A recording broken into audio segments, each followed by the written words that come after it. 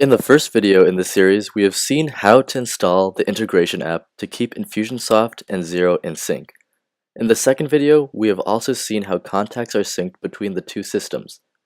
We have gone through the details of how recipes are started and stopped. In the third video, we covered orders, invoices, and payments. If you have not watched these videos yet, I very much urge you to spend a few minutes on those.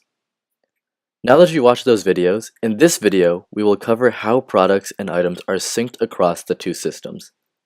On this screen, we see the list of items in Infusionsoft.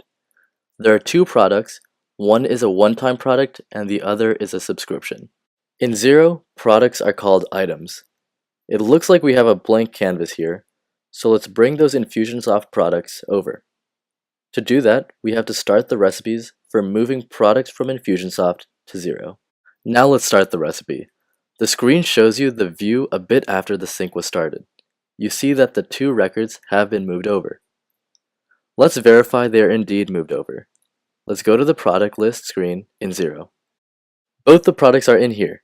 The names and sales prices look right. But what about the descriptions? Let's take a further look. Looks like the description is correct too. The product has also been associated with the default account.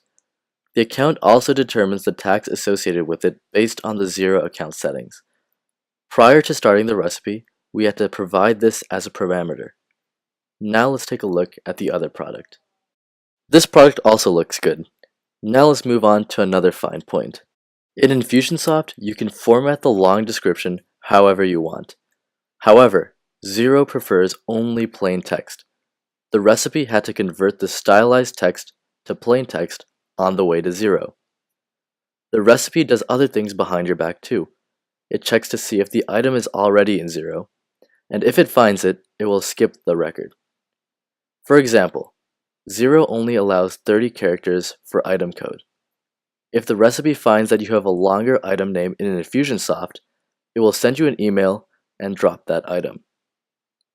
There is no limit to the logic and customizations you can make in Workato. Okay, now let's try moving items from Xero to Infusionsoft. The first step is to get the recipe started.